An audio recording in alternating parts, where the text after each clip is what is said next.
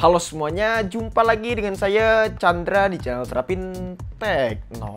Jadi guys, di tangan saya ada satu buah HP yang sangat menarik banget, yaitu Nothing Phone One. Yang dimana ini HP itu bukan sembarangan HP. Kalian bisa lihat aja nih, di belakangnya udah kayak lampu diskotik. Menarik banget kan? HP mana lagi coba? Cuma Nothing Phone One doang. Nah, di video kali ini kita bakalan nge-review sedikit HP Nothing Phone One. Apakah HP ini menarik? Atau cuma menang dari lampu LED-nya aja yang diskotik kayak gini. Pertama kita bahas dari segi desain terlebih dahulu. Bisa dikatakan desain dari Nothing Phone One ini sangatlah bagus banget lah. Saya sangat suka dengan desain seperti ini. Karena dari materialnya sendiri di sini udah kokoh, apalagi bagian belakangnya ini terlihat polosan alias transparan, dan juga di sini udah pakai Corning Gorilla Glass seri 5. Untuk framenya sendiri HP ini tuh udah mengotak seperti HP Apple, yang dimana ini mungkin HP terinspirasi dengan HP Apple kali ya. Jadi kalau kita lihat memang desainnya itu bener-bener ngotak banget, dan ini menjadi ciri khas dari HP Nothing Phone One. Buat kelengkapan portnya sendiri, HP ini tuh bisa dikatakan lengkap banget. Di bagian bawah di sini ada lubang speaker dan juga ada lubang USB Type-C, sama satu lagi ada slot SIM card yang bisa nampung 2 SIM. Terus juga di bagian kanan di sini ada tombol power. Di bagian atas polosan tidak ada apa-apa, dan untuk speakernya di sini by the way udah dual stereo speaker ya teman-teman. Yang satunya itu nyempil di ear tipsnya ini. Di bagian kiri di sini ada tombol volume up and down. Buat bobotnya sendiri HP ini tuh bisa dikatakan ringan banget karena bobotnya cuma 193 gram aja. Buat dimensinya pun juga terlihat compact di tangan, walaupun memang agak sedikit besar ya ketimbang iPhone 12 yang sebelumnya sempat kita bandingkan dengan Nothing Phone One ini. Yang paling unik dari HP ini tuh dan beda dari HP kebanyakan yang ada di pasaran adalah masalah lampu LED-nya ini. Karena di sini bener-bener ciamik banget cuy. Dan ini lampunya bisa diganti-ganti. Bisa disesuaikan juga dengan ringtone musik yang kita setel saat kita play musik. Dan juga kalau ada notifikasi juga nyala-nyala kayak gini. Ya kalian bisa lihat lah gambarannya kayak lampu diskotik. Lalu juga kalau misalkan kita charging TWS ataupun smartphone menggunakan baterai sharing dari HP ini, di sini juga keren banget sih. Yang nyala tuh lampunya bagian tengahnya ya teman-teman. Kalau kita charging HP ini pun juga ada indikatornya loh teman-teman, kalau misalkan kalian perhatikan. LED HP ini juga berfungsi untuk menjadi flash ya teman-teman, kalau misalkan kita tidak ingin menggunakan flash dari HP ini. Soalnya hasil fotonya beda sih ya ketika kita menggunakan flash dari HP ini ataupun menggunakan flash LED dari backdoornya ini.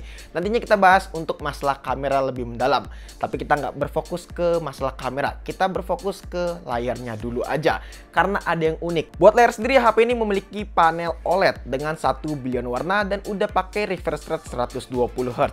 Ada juga fitur HDR10 Plus yang membuat hasil gambar dari HP ini tuh bener-bener ciamik banget. Untuk bezelnya sendiri, HP ini tuh tergolong tipis banget ya, dan di sini rata. Untuk bagian atas bawahnya tuh presisi alias sama. Nah, untuk layarnya sendiri memiliki diagonal yang cukup besar nih kalau kita perhatikan, yaitu 6,55 inch dan udah pakai resolusi Full HD Plus. Jadi udah aman banget. Corning Gorilla Glass sendiri di sini udah pakai Corning Gorilla Glass seri 5. Jadi untuk bagian depan dan bagian belakang udah pakai Corning Gorilla Glass yang sama. Nah, buat dipakai kebutuhan nonton film di sini ciamik banget lah, warnanya kelihatan kontras dan juga pekat banget ya. Apalagi untuk masalah detailnya, karena untuk layar sendiri sudah mendukung konten HDR10 Plus, jadi membuat tampilan layar makin tambah tajam. Buat kebutuhan scrolling sosial media pun juga nggak usah diragukan lagi, karena udah mendukung refresh rate tinggi seperti 120 Hz ini, yang membuat kita scrolling tuh sangatlah nyaman banget ya teman-teman. Terus juga untuk masalah responsivitas dari HP ini tuh sangat-sangat responsif ya teman-teman. Buat diajak main game di sini bener-bener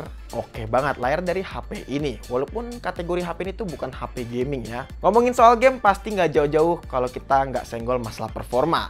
Nah, bisa dikatakan SoC dari HP ini tuh pakai SoC yang mantep banget buat HP sekelas midrange. Ingat, HP ini tuh masuk ke kategori kelas midrange ya teman-teman.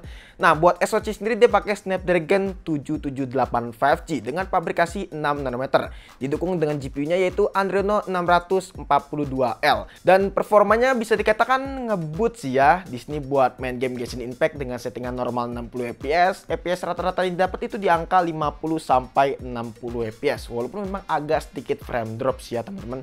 Frame dropnya itu nggak terlalu parah, paling di angka 40-an fps aja. Terus juga buat main game PUBG Mobile sekalipun, HP ini tuh bisa tembus ke settingan smooth extreme, yang dimana ini adalah settingan paling recommended banget, dan performanya nggak usah diragukan lagi. Libas rata kanan di sini bisa mendapatkan FPS FPS yang sangat stabil di angka 60 FPS.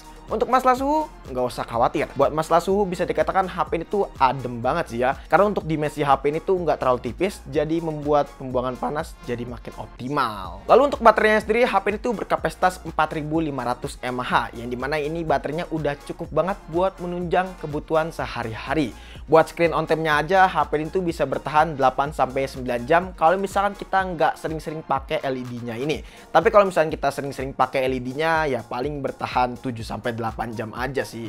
Berkurang 1 jam lebih cepat. Lalu untuk masalah fast chargingnya sendiri, HP ini tuh udah cepet banget, yaitu 33 watt fast charging. Yang pastinya adapternya nggak include di dalam paket pembeliannya teman-teman, jadi kalian harus beli terpisah. Beralih ke masalah kamera yang kalian tunggu-tunggu nih. Nah, untuk masalah kameranya sendiri, HP ini tuh memiliki konfigurasi 2 kamera aja buat kamera belakangnya. Dengan kamera utamanya itu beresolusi 50 megapiksel untuk kamera utama, 50 megapiksel untuk kamera ultrawide. Dan untuk kamera selfie-nya sendiri di sini beresolusi 16 megapiksel. Untuk hasil fotonya sih bisa dikatakan ini cukup ciamik sih ya buat HP sekelas mid-range. Tapi kalau kita perhatikan warnanya memang agak sedikit lumayan oversaturated. Tapi kalau kita lihat untuk masalah detail di sini cukup oke sih ya. Saya cukup suka dengan detailnya dari si Nothing Phone One ini. Terus juga untuk masalah dynamic range-nya juga kelihatan luas ya teman-teman. Untuk selebihnya bisa kalian nilai sendiri aja.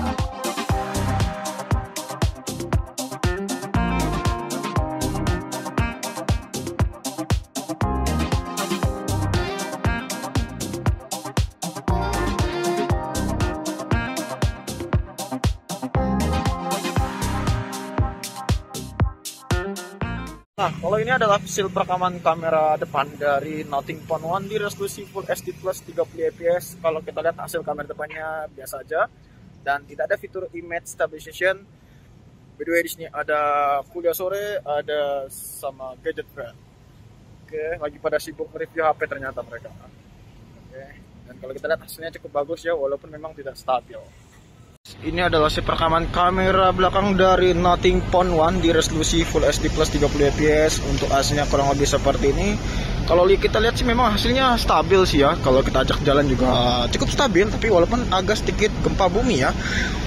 Untuk perekamannya sendiri ini mentok sampai berapa ya tadi ya? Nanti kita bakalan lihat, harusnya sampai 4K sih semoga ya. Selanjutnya untuk masalah fitur gimana? Oke, untuk masalah fitur bisa dikatakan HP ini ya nggak terlalu banyak-banyak banget sih ya, tapi udah lebih dari cukup bagi saya untuk HP sekelas mid-range. Seperti fitur NFC, terus juga IP rating 5.3 yang tahan debu, dan yang paling unik adalah masalah LED dari HP ini, yang lampunya diskotik gitu ya. Kesimpulannya, apakah HP ini worth it? Jujur li, HP ini tuh bisa dikatakan worth it ya kalau misalkan masuk resmi di Indonesia. Soalnya kalau kita lihat spesifikasinya tuh cukup oke, apalagi dari desainnya ini bener-bener ciamik banget. Dan yang paling saya suka sih ya ini, LED-nya yang kayak gini, kayak lampu diskotik. Jarang banget HP kelas mid-range ataupun HP flagship yang punya desain kayak gini. Cuma Nothing Phone One aja yang punya ya. Semoga bisa dimasukkan ke Indonesia atau enggak nanti ada Nothing Phone 2 kali ya, yang jauh lebih menarik dari HP ini. Kita tunggu aja nanti. Mungkin cukup sekian aja video kali ini. Kalau misalnya kalian punya pendapat ataupun punya pertanyaan lainnya, bisa tulis di kolom komentar. Dan jangan lupa juga follow Instagram kita di @sarapintekno jika teman-teman pengennya untuk brand name kita. Chandra pamit dan sampai jumpa di video selanjutnya. Until next time. Goodbye.